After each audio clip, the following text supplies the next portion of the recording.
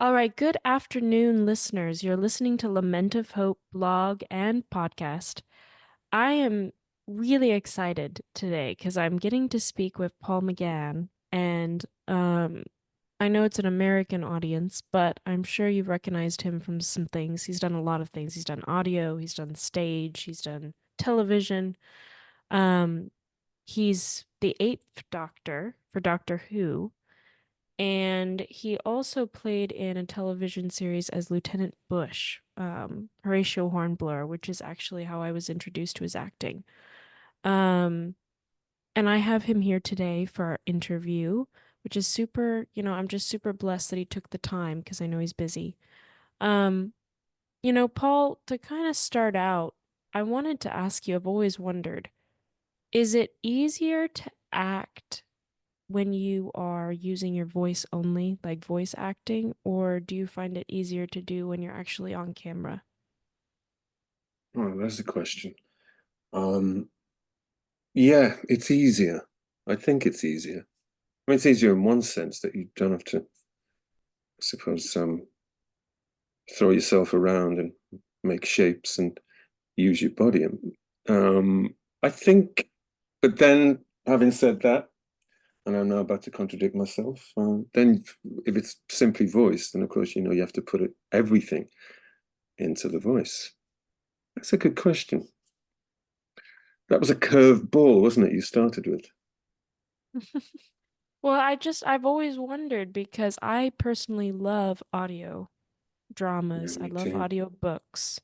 I love the richness of the voice, but I didn't know if for an actor that is harder than just camera. Like, do you do several takes for an audio, or are you just reading or speaking for a long amount of time? And I then do know you have to that go back? I know that when we do thinking now particularly of the audios we do for Doctor Who, the Doctor Who adventures on Big Finish, Mm-hmm. we tend to rattle through them. We're all in the same room mostly, although that's kind of tailed off since lockdown and when everybody went into their bedrooms. But generally speaking, we're all there. We're sort of looking at one another, sometimes in isolation booths, different tracks, and having a hoot. You're there as a company, you're there as a troupe, and you rattle through it. The audio's quick. It's good. It's probably a blessing for that. Hmm. There's little discussion needed really, and you sort of go back and you do one or two takes or little repairs and get through it. Whereas with camera, there's more to go wrong, I suppose, is the simple answer. There's more technical things to go wrong with more machinery, lighting and everything else. And so audio is fun. I know that when we do the Doctor Who's, when we do the Big Finish adventures, we could do two 90-page scripts in a day. So that should tell Wow. you, yeah, perhaps 3 hours worth of storytelling. Yeah, you Do really you, can just rattle through, and it's an advantage. do you Um, enjoy the audio more, or do you like acting on camera? I'm one of those lucky actors that over the years has got to do pretty much everything, in turn. I go between them. Even now, I'm trying to cram a play into my head, a stage play, for 2 or 3 months hence. Still doing lots of audios and podcasts. I've got a TV coming up in July, so I'm going between them. They each, I suppose, have their own um, advantages, uh, and one can enjoy them differently. Right now, I'm probably enjoying the audios a lot more. Do you Just, ever just want, go on. oh, I was gonna say, do you ever want to like create your own story that you would then record? You're quite spooky, aren't you? This morning, I sat with just having coffee at breakfast with a writer friend, and who suggested exactly that. She said, "Come on, Paul, it's about time. You and me thought of an idea, and we could create an audio with it." The short answer is no. I'm not a writer. I'm a performer. And up until this point, I've never generated anything, so to speak. I've only just performed it. Um, but I think it won't be long um, before that happens. Watch this space. You heard it here first. Well, I was gonna ask um, especially for Horatio Hornblower, your character, Lieutenant Bush. He was very loyal but serious. I mean, and forgive me because I haven't seen all your works, so, but it seems like from what I have seen, you do play a lot of serious roles. Do you enjoy that? Like for you, is that second nature to play more serious, somber characters, or do you like, want to enjoy more comedy or um more frivolous type of characters? Like what kind of characters do you like to play? I think frivolous would be nice from time to time. Yeah. Um, yeah, undemanding would be nice from time to time. Um, but they're few and far between. Serious, you say, yeah, I agree. It's funny when you first start work as an actor, you it takes a while for you to twig what it is that the casting people see in you. And this is all provided you get work and carry on getting work. It's not long before things start to repeat in that you get you it this is just the way showbiz goes. You tend to get asked, particularly on TV and film, to come back and do that thing you did over there for them 2 years ago. Come and do that over here. You tend to get asked to repeat the thing. Stage, of course, is different, and audio is different. But I think quite early I got I've realized, oh yeah, if they want some stoic kind of silent type, um, the serious one, they tend to call me. Or even and then for a while, in my 20s and 30s, that there was oh no, I can't believe it's him that's the killer. I'd get them in, oh no, it can't be him, he's too nice. Hmm. Which is a slightly different take.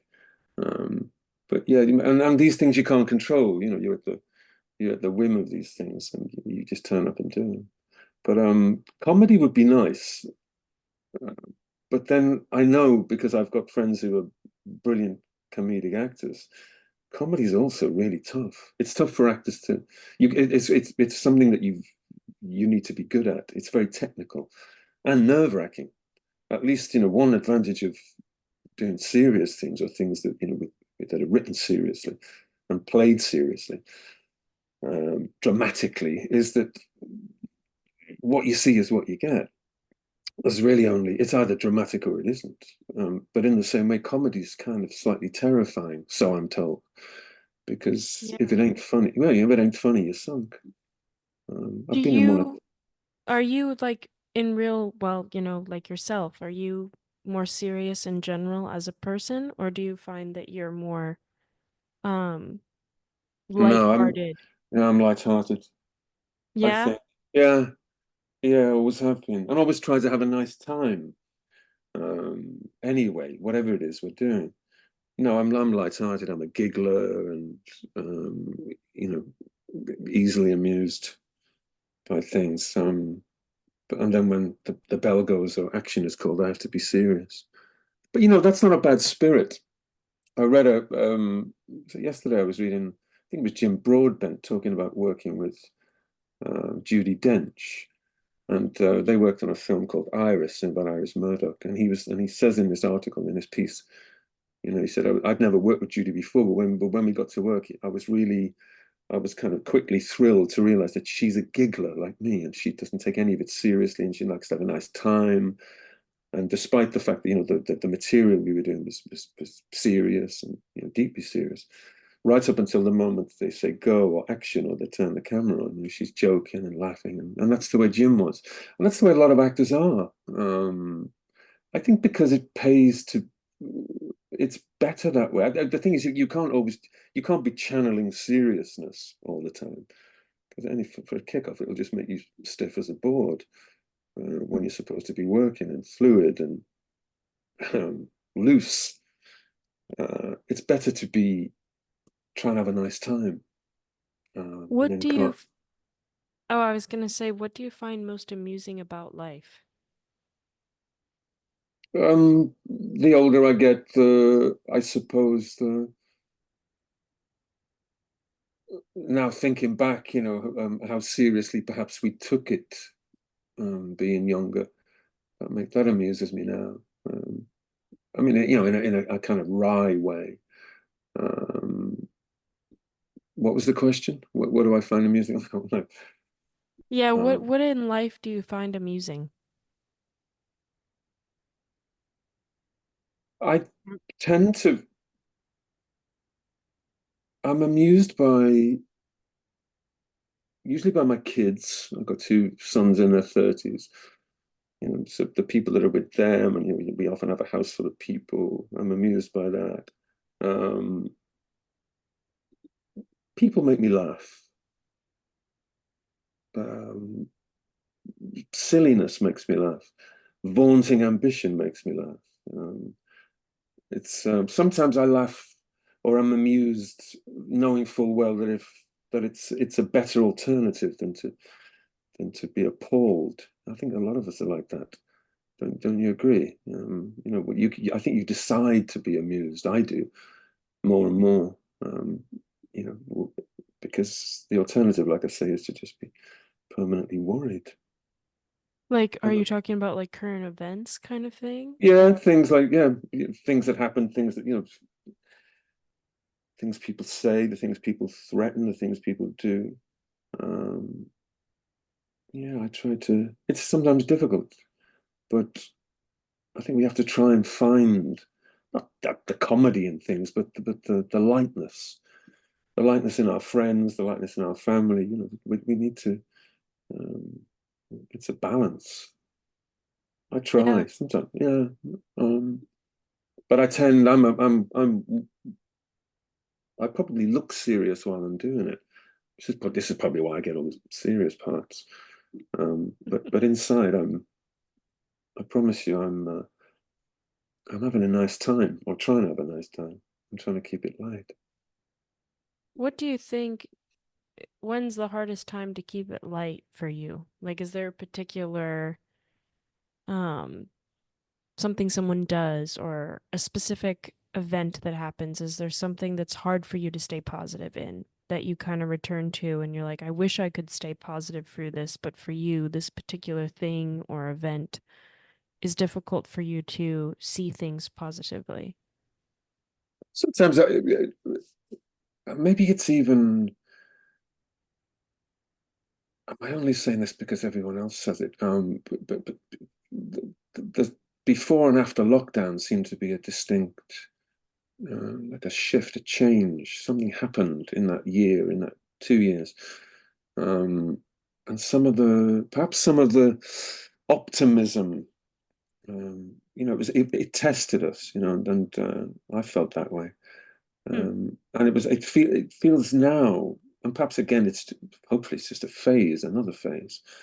But it seems now it's trickier, it's harder to be optimistic about about where we're going, about what's happening with the planet, what's happening with our nations, with our people. The messaging, the things people are saying and threatening. Um, yeah, Do you think sometimes that it's has just something to do with COVID itself? You saw that switch? Like, why do you think that happened? COVID seemed to, I mean, in a physical sense, as well as a psychological sense, COVID felt like, again, I'm talking personally, it felt like being slightly punctured. It felt like whatever passed for one suit of armor or, against the world was breached. I felt slightly cracked by it. Um, and that may turn out to be a good thing, but at least for a while, and still probably right now, uh, I feel a little bit tender. What about you? Still coming round from it. Hmm. Strange. strange times. And yet, thinking back to the days themselves, the days of COVID, in particular to where we lived here, being locked down, locked in.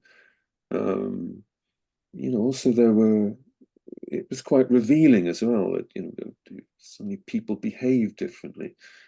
The world looked different. For a while, it was actually quite beautiful, and it went quiet, and you could sense it, and people, suddenly there were people in the street looking up at trees and buildings, and when all the cars were barred from the road. So it was a glimpse, it was a vision of an alternative, of something else, all too brief, and of course it's all gone back to the way it was before. But yeah, yeah, Did you like I still dream about it. I still sometimes I put my head on the pillow, and briefly I'm back there. I'm back. I look out. I'm in the dream. I look out of the window, and there's people in the street looking back up at the window, um, just taking in the sunshine. Yeah. did you like that time? Do you kind of wish we could go back to that slow pace or See, I don't. it's unrealistic to think we could. Um, and even if another lockdown were to happen, we're I suppose we're kind of. Would we be sort of conditioned to it now? Would we? Anyway, who knows? But no, I don't. I don't want to go back. I don't want to go back anyway. Um, but that just seemed to be. I don't know. It was a strange reminder, wasn't it? But in a sensual way, it was just. It was a. It was. You suddenly found about you found out about your locale, the streets where you were. If you live like me, you live in a city, and it was just something, I suppose, brief and slightly exotic. I liked it. yeah, it's interesting because I've not heard anybody say that. I think most people are very scared. They would find it a I very know, I know. anxiety inducing time. It simply depended where you were, who you're locked down with, the situation you were in. As it happens, that is, we're both my kids here. Yeah, we were all here. We got a house, there's space in the house, so we were fine. Gardens front and back, so we had plenty of space. But friends of mine who lived in the capital, uh, some people I knew were locked down in 2 rooms with with people they didn't get on with. So they, even in simple terms, it was tricky. It was hard, Hmm. and I can see why it freaked people out as well. But it was, I say for us, it wasn't bad. And one of my kids, who is a self-professed introvert, you know, I mean, looking at me one day and saying, "Welcome to my world." He said, "Yeah, don't fight it, Dad. You'll enjoy it." And I did. I kind of did while it lasted. Anyway, there we are. Now you seem kind of like a philosophical type, honestly. Do you consider yourself philosophical? Think deeply about things? Not particularly.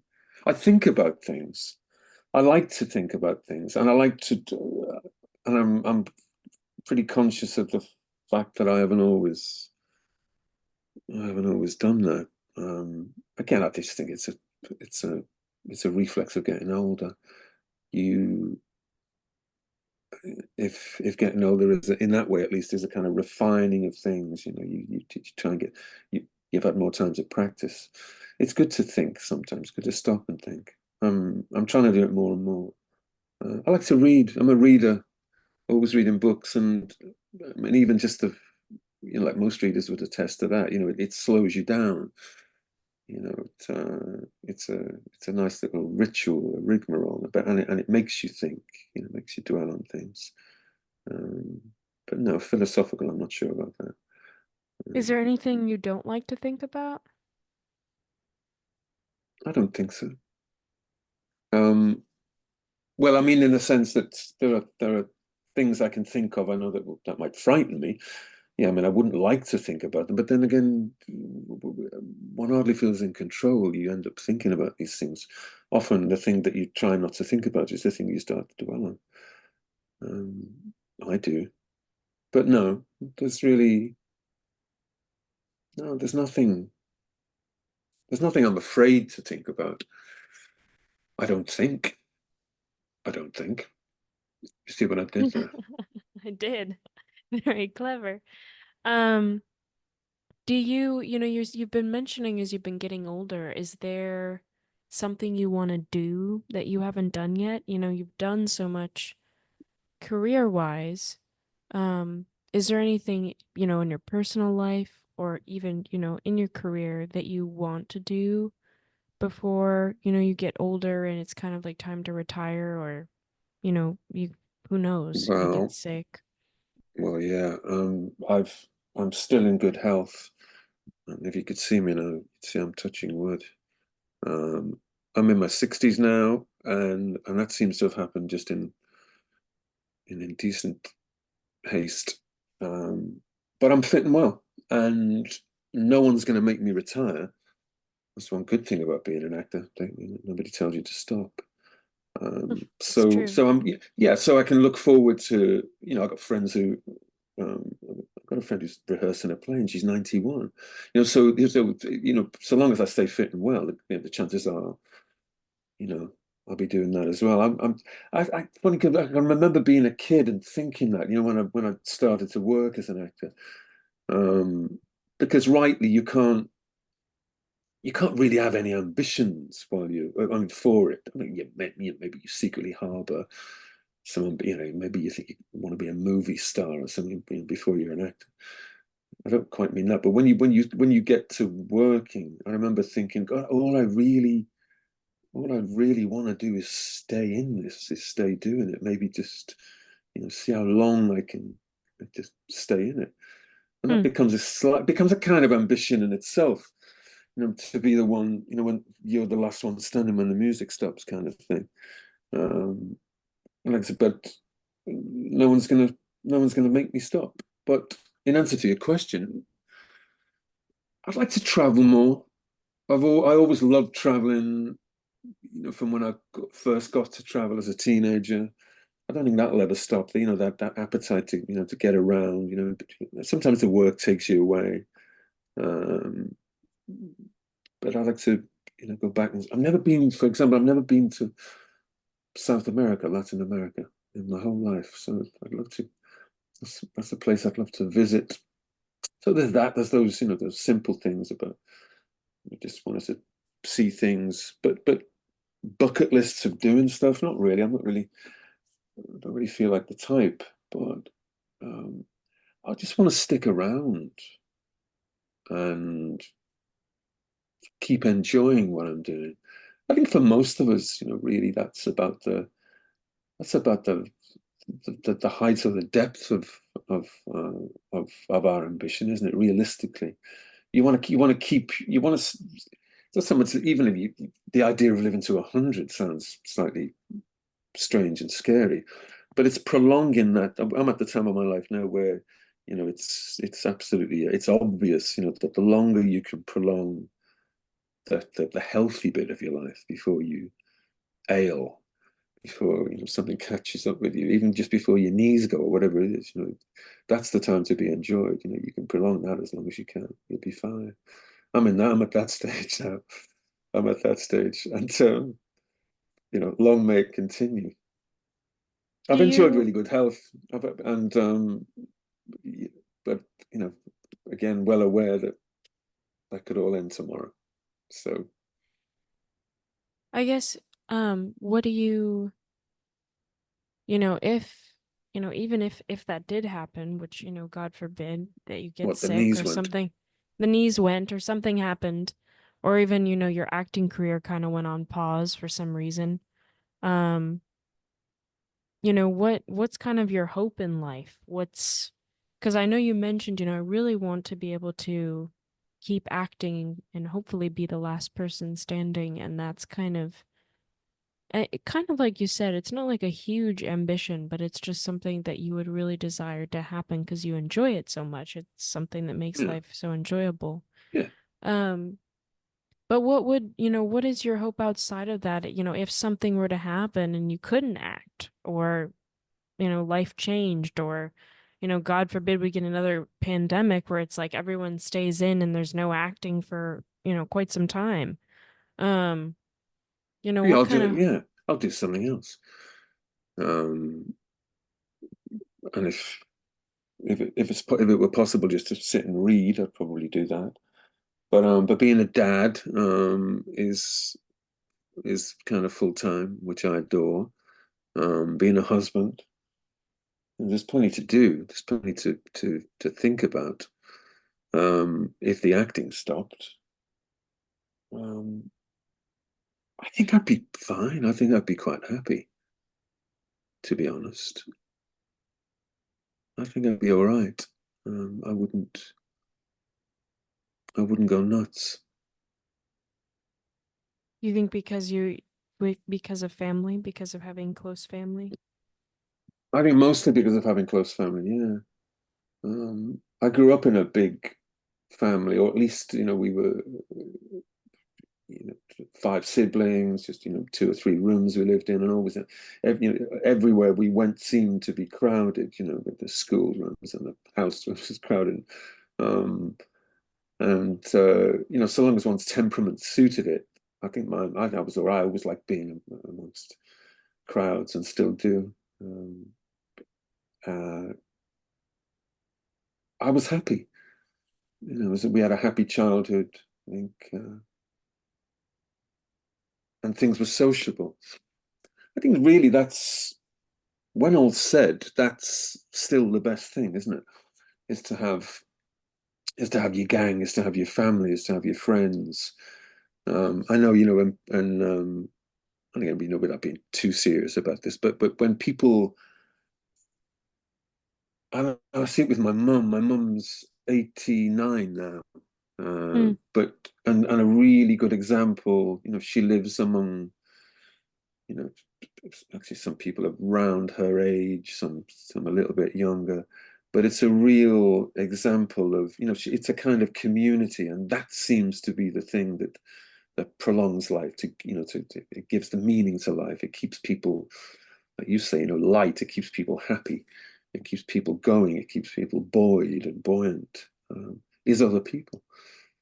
I don't know. I don't really see that. Um, at least not my mum. My mum can't stand being on her own for more than 2 or 3 hours. I think I'd be like that too. It's all about other people.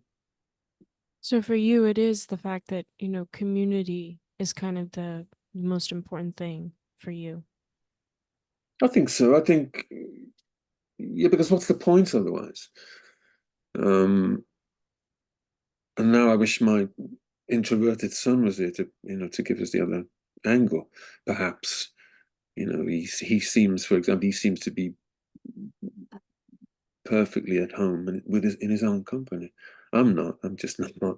I'm not. I mean, they don't call it solitary confinement for nothing. I was thinking that when we during lockdown, I wouldn't last a day if someone was for any reason was to put me in solitary. I'd spill the beans or sing the song or whatever it was. I'd tell them Yeah. exactly what they wanted to know within 5 minutes. I would just be. I'd give up. I'd submit. Why I do you just hate being alone? temperamentally, I am completely not good with it. Um, or rather, just the threat of it, even if it was just incipient, I wouldn't. You don't have to threaten me with solitary, and I'll tell you anything you wanted to know. Absolutely, So I do. I need other people, and but weirdly, perhaps it's not for me to say, but I'm going to say it anyway. Amongst friends and family, I'm also, I think I've got a reputation as a private one, as a slightly quiet one. Um, so if for no other reason, to be surrounded by people, someone could go in a corner and be slightly private. That's what I like. That's what I'd like to do. That's how I see living. That's probably what heaven looks like for me, if it exists. It's some crowded place with a little quiet corner. And you're hoping you're in that quiet corner. Well, I'm hoping the quiet corner's within view, and there's a comfy chair or some place that I can just park myself. At a time of my choosing. Um, that's what I'm like. I'm the kind of person I think that, I won't call you back. Well, not for days anyway. and or if there's a knock on the door, at the house here or wherever I am, I won't answer it. If I don't know who it is, I won't answer it. I'm one of those kind of people. I don't like surprises in that sense. Wow, well So then I'm thinking I'm so honored you answered my email. That must have been quite surprising. yeah, I think you got me on a good day. No, I was yeah, you got me on a good day. Oh, what day was it? I gotta remember that. Was it a Well, I don't know. Did we have a leap year day this year? Maybe we did. Anyway, whenever it was a good day. Um, so I think I mean, that's probably, to be with me or to be around me or to have me in your family or to be a friend to me or mine, I think can sometimes probably be a little bit wearing. You know, my old man when he was alive, he said, "God, you don't do requests, do you? Like a singer would." I said, "No." It's just you in your own sweet time. You'll come across, you'll get there, you'll come to people. I'm like What that, I made you think. decide to do this interview then? Because I'm intrigued. If what made you decide to do it if you I honestly can't remember. I'm not I don't know that well, I've never done one before. So there's that, I suppose. I don't know, what would it be like to sit and talk to someone like you? We never you've met. done podcast interviews before though. I've seen a few of them. Have I? But Yeah. usually talking about sci-fi or Doctor Who or whatever it is. I don't remember Oh, doing like a personalized interview. I see. the kind of show busy interview, where you talk about the thing that's coming out or the thing that you're doing. Yeah, that's different. Um, this is the conversation. Yeah. I'm enjoying it. I'm glad. Good. But I want to go back a minute if you don't mind. You said if heaven exists. So are you a religious person or no? That is me and my siblings, we were born into a religious family. We were Roman Catholics, grew up in Liverpool. In Liverpool, for those that don't know, is an obscure northwestern English port city, and but anyway, it's probably there's a lot of Irish and Welsh people there. It's England's most Celtic city in that way. Anyway, why am I telling you that? Except there's lots of Catholics there. We grew up Catholic and devout. My mum and dad were. Um, my mum still is. My dad's dead, but both in turn were pretty devout. And we went to religious schools and Hmm. taught by priests, and so that's the short answer. Yeah, we were brought up in religiously going to church, singing in choirs, things. But I think really thinking back, the best memories of it, and in a way, the beauty of it was again how crowded it all was, how active everything was. It was a big at that time. I'm talking now about when we were children, saying in the 1960s and the 70s. The parishes were still big and fat and successful and crowded, and people still went. Priests were still attracted to the job, and sort of everything centered around it. The school did. There wasn't school; it was choir, and out of choir, and we put plays on. Perhaps these, the first time, because I've got three brothers, all actors. We all became actors. Hmm. Kind of around the same time. And from time to time, you get doing showbiz interviews or people asking, were your mum and dad in showbiz? No. So when I'm trying to trace the theatrical roots, so to speak. And really it goes back to that. It goes back to being in these big crowded churches and amongst your sort of school friends and other families and people you knew. Um, Latin rite, Latin songs. It was really deeply theatrical. Everybody dressed up. It was thrilling. And then it kind of changed. I can even remember I would have been about Yeah, it would have been the mid 60s, maybe 67, 68, when they stopped saying and singing the masses in Latin, and it slightly ruined it. It took away the I don't know, the kind of the mystique of it almost. It all changed. Suddenly there was this bold English script, and now we were hearing an English translation of of these kind of beautiful words that we'd been hearing. Didn't feel right. Anyway, it all changed. And we changed and we grew up, and like I did, like a lot of people that are, raised in these faiths, through one thing and another, you either leave it, it leaves you, or you walk away from it. Um, I did, uh, but in a sense, it never leaves you. It never. Particularly Catholicism, I think, is quite a strong one. It gets you early, gets you afraid early, fires your imagination certainly. And I'd be lying to you. I said it wasn't a beautiful thing. Even this morning, today's Corpus Christi. I know that. I'm like that. I still kind of, I don't know why, but I just know I know when the feast days are. And this morning I was playing some songs to do with Corpus Christi. The other day we went back to Liverpool. It would have been my dad's 100th on the 25th of May, a few days ago. Oh, wow. And yeah, and my dad's been dead for 40 years. Um, but Wow, he died young. yeah, he did die younger than I am now. Yeah, I was in my 20s, but what would have been his his centenary was last week, and we went back to Liverpool and we did a little tour of the places that the street he grew up in, and the church him and my mum married at. And my mum came with us in the car, and she was telling us tales, and suddenly he was very present. But part of it was, and we went back into this church that they had married in, and I think even there, the generation before them had probably married in. It was the church in the district that we grew up in and went to school. And now, because it's although there was a service going on in there, it was really quiet. Everything's gone. I mean, nowhere stays the same.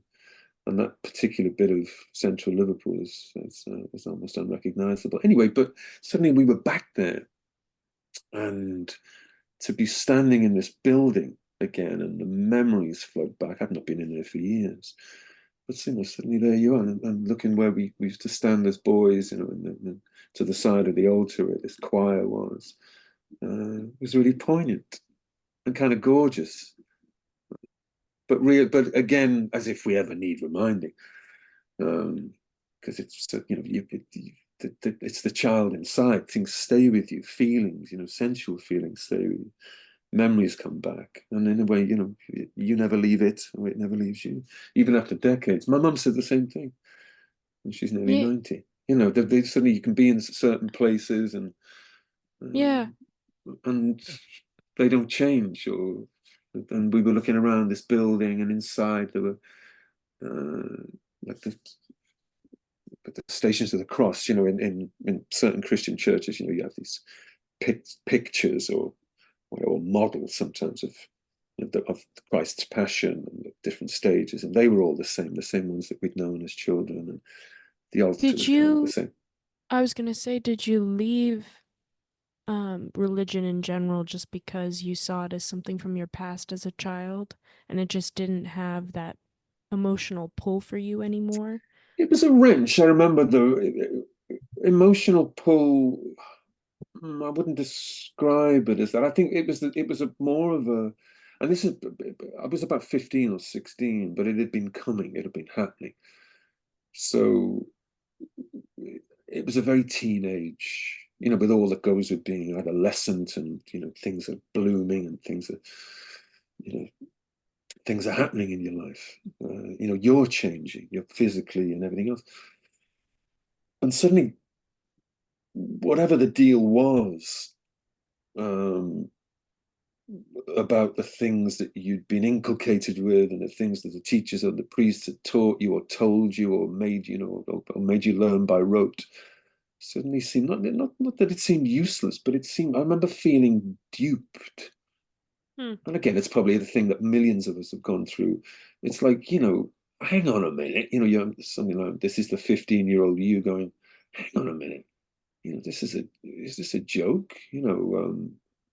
This isn't how the world is. This isn't fair, the way you get like this as a kid.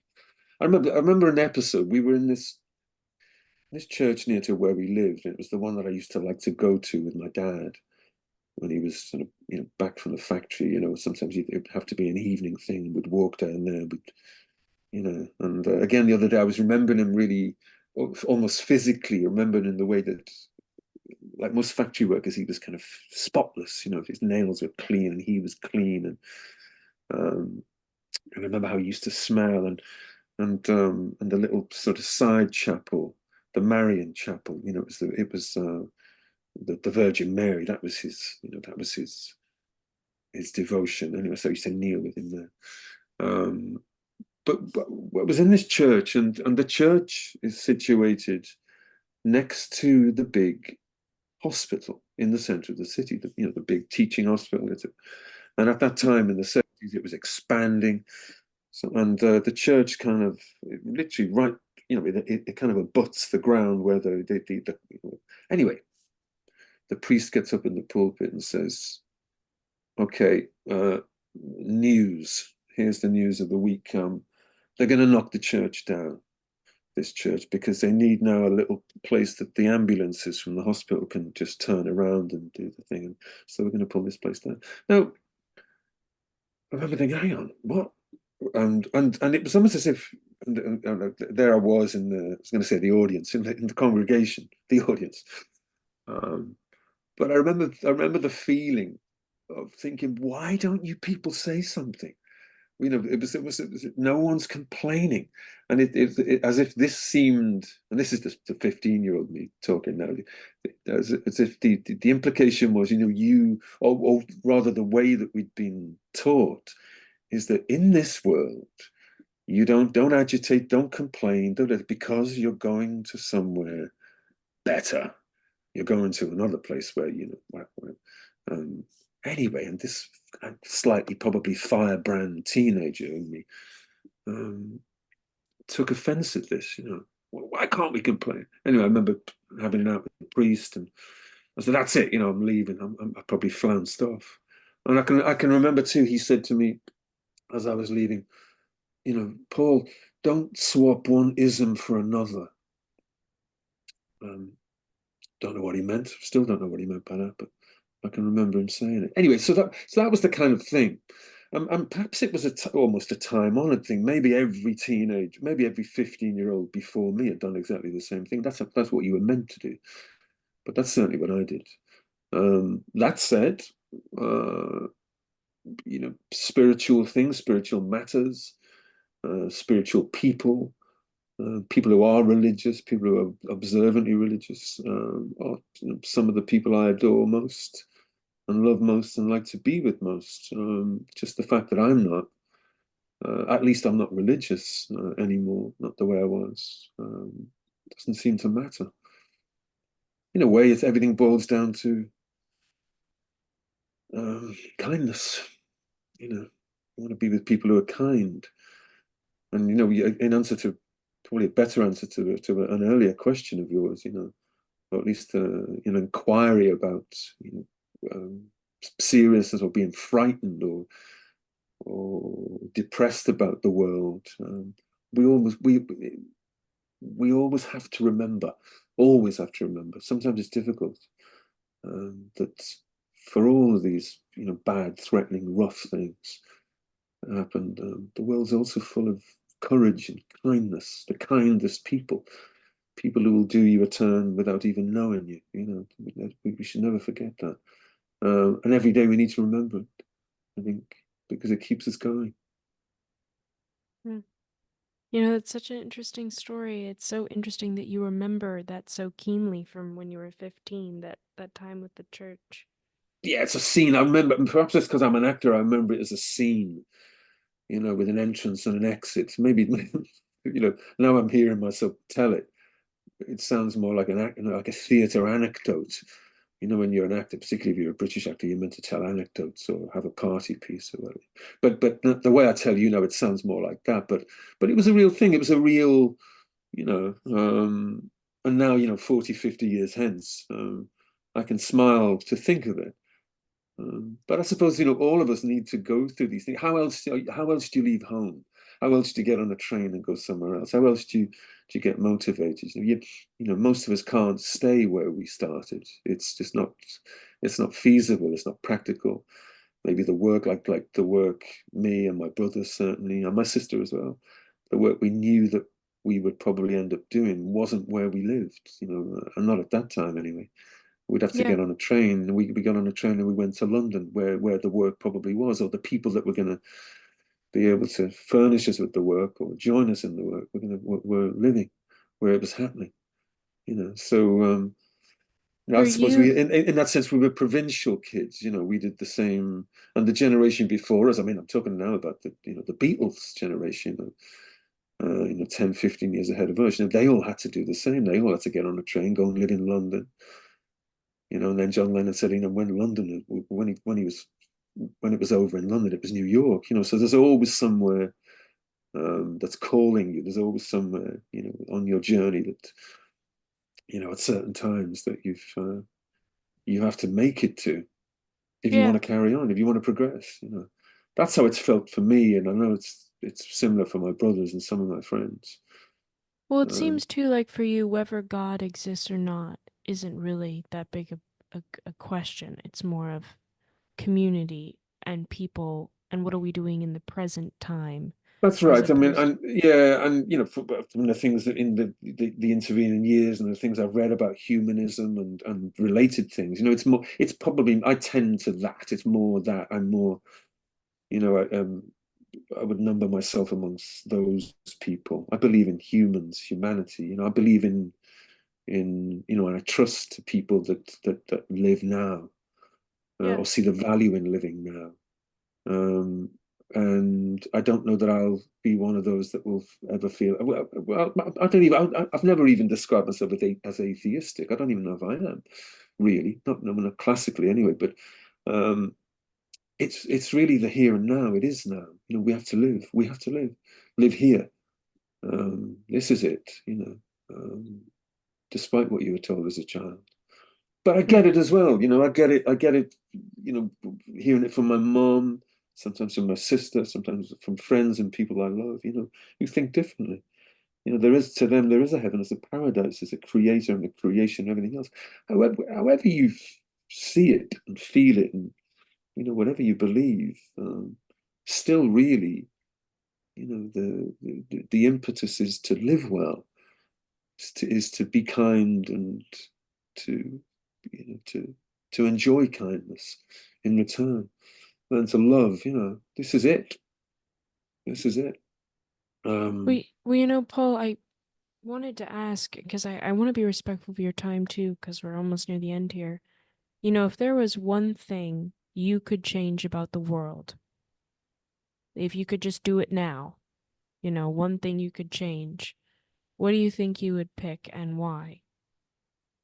I'm tempted to say the thing that the late Christopher Hitchens used to say about. In fact, I will, because he immediately sprang to mind just as you were talking. Hitchens used to say that raise up the women. Give. I can't remember his exact words, but it was basically empower and take women out of poverty all the world over. That's the big thing to do. That starts or resets or would start the ball rolling to a better world. Because without it,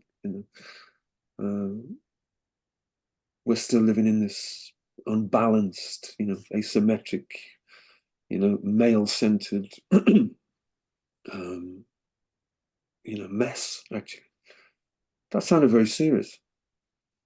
It I'm did not sound actually. very I'm not serious. actually that. But anyway, but you know what I mean.